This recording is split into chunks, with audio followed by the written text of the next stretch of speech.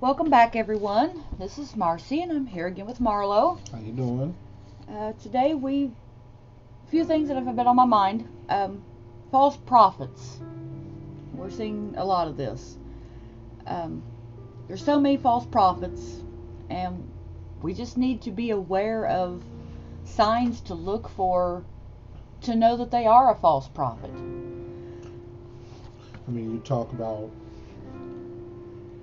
seeing the signs of false prophets. Anybody can tell you anything. They can tell you, what vision they had. They can tell you what they think, what they feel about. At the end of the day, God's the only one we should be listening to. And it is important because the prophets are here because of God. True prophets. Yeah. They were put here because they deliver true messages from God to God's people. But so many people pretend to be something they're not. According to Wikipedia, the definition of false prophecy is any person who falsely claims the gift of prophecy or divine inspiration or to speak from God, or who makes such a claim for evil ends. So, and a lot of them I don't think mean it to be an evil end. They really, it is hard to determine what's right and what's wrong. Is this something that I want to happen so bad that I truly believe God's telling me? So is it a fleshly message, a worldly message, or is it a message from God? And that is a hard thing for people to determine. Yeah, you can't figure that out. I mean, you just don't know. The only way to really know, throughout the New Testament there are warnings of both false prophets, false messiahs, and believers that are adjured to be vigilant. For example, you have the Sermon on the Mount. We were just talking about this. Yes. Do you remember? Are you going to try to explain what the Sermon on the Mount was? No, he's going to shake his head at me. Not really.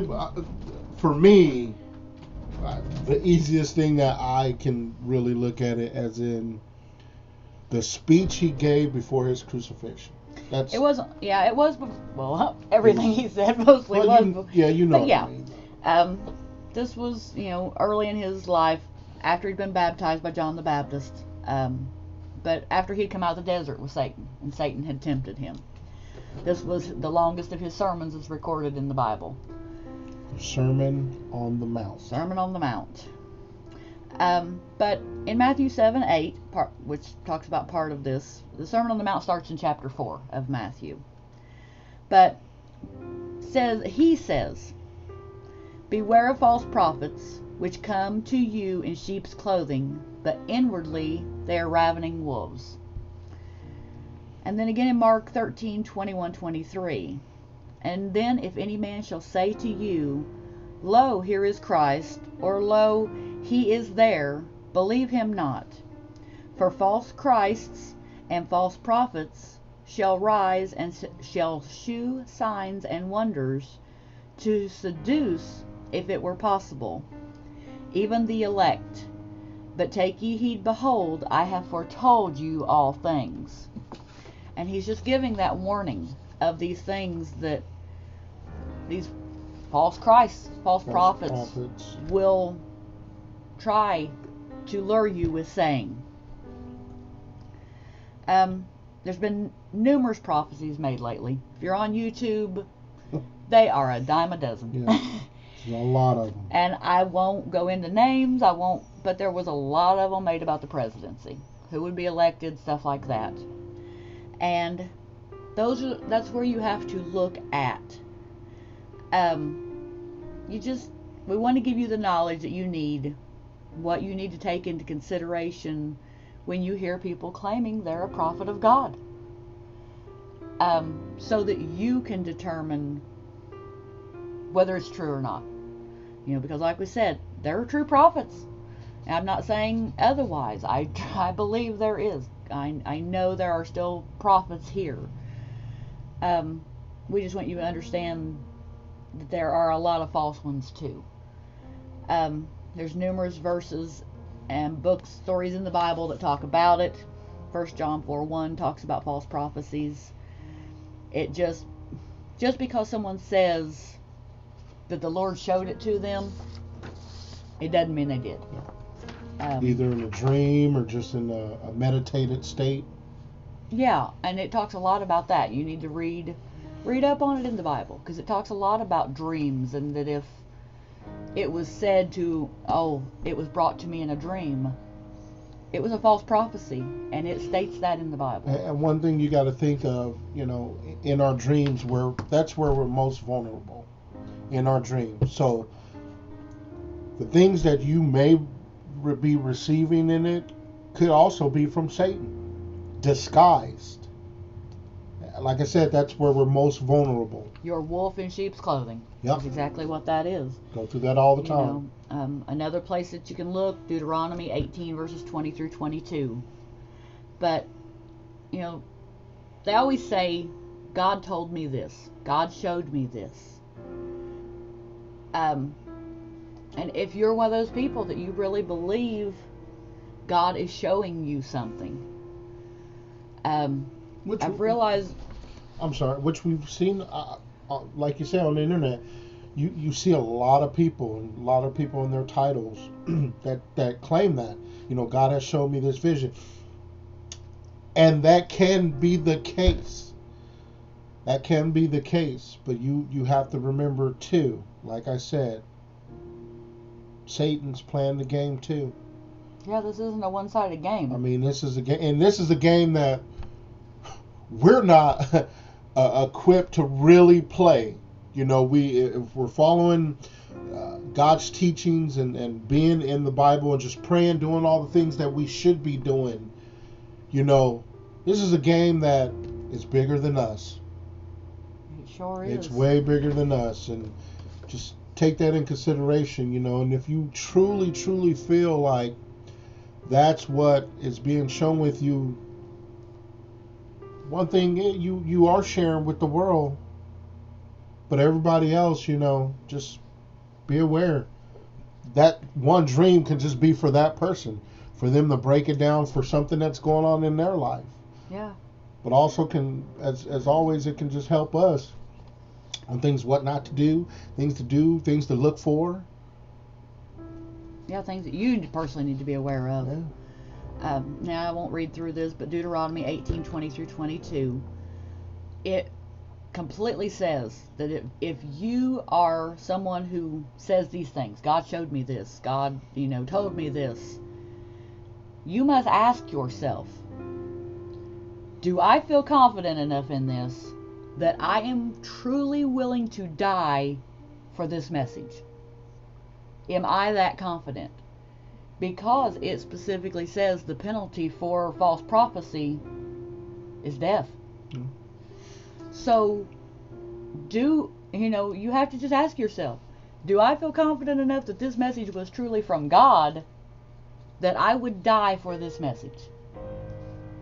If not, then it's a message you need to keep to yourself. I mean, and that sounds horrible, but it truly is that. It says in the Bible, if someone speaks a prophecy and it does not happen, there's no excuse. It happens. You should just repent. They should make an announcement. Apologize to the people that they misled. Repent to God for misunderstanding that it was a prophecy from Him. Because it's no different than any other sin at that point. And it's not saying it doesn't happen. You believe it was a message, but it's no different than anything else you do. You repent for it. Yeah. One of the biggies, though, you must test them, it says. Prophecies are very specific in detail. For instance, I say, God showed me something big's going to happen tomorrow. And I'm going to tell you this right. God showed me this. And I go out and I tell everybody. Well, I made a prediction. I did not make a prophecy. Because I can go on the internet the next day and I can find something big that happened somewhere in the world regardless. Mm-hmm. There was an earthquake in the Indian Ocean on the other side of the world. I told you something big was going to happen. there's always something big that happens somewhere every day of the year. You haven't gave any specifics. You just a good guess. Something's going to happen. It's inevitable. It's not a prophecy. But there are many examples of true prophecies in the Bible that you can read. Around 400 years before crucifixion was even invented, both King David and the prophet Zechariah described Jesus' death almost perfectly. You find that in Psalms 22, Psalms 34:20, and Zechariah 12:10. Another one prophet of God who was unnamed, said that the future king of Judah, named Josiah, would take the bones of the occultic priests of Israel to King Jeroboam's altar. See the detail. There's specific details. This is going to happen, where it's going to happen, when, how, everything. You find that in 1 Kings 13:2, 2 Kings 23:15.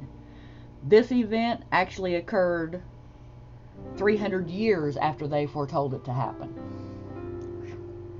There's no guessing game that I guessed this much detail 300 years early. Naming people that didn't exist 300 years before that. So just be cautious. It's easy to do. We have found lots of people that we've watched, and you tend to listen to them. You know, they proclaim they know this, they know that. I mean, and you root for them, like you try to do everyone to succeed in life and whatnot. But most important thing, just be careful what you be believe. Careful and take it to your God. That's you know, it. A lot of people, they mislead you in a lot of different ways. And some it's not for bad intentions. That's the thing. I think a lot of them do have good intentions, but a lot of times people just want something so badly that they misunderstand it too. One true person you can truly count on and believe is God. That's it. That's it. No one else. We just want you all to be cautious. You know, just pay attention to what you listen to. You know, if it doesn't sound right, question it. Even if it does sound right. Yeah, even if it does, you sometimes. still need to question it. You know, because we heard several that it made sense, things that they said. You know, well, that could happen. That makes sense. So just be careful. Take it to God. And I think that's all we have on it. We love you all, and you can check out our Facebook page, email us. Everything's down below in the description. We hope you all have a wonderful day, and may God bless.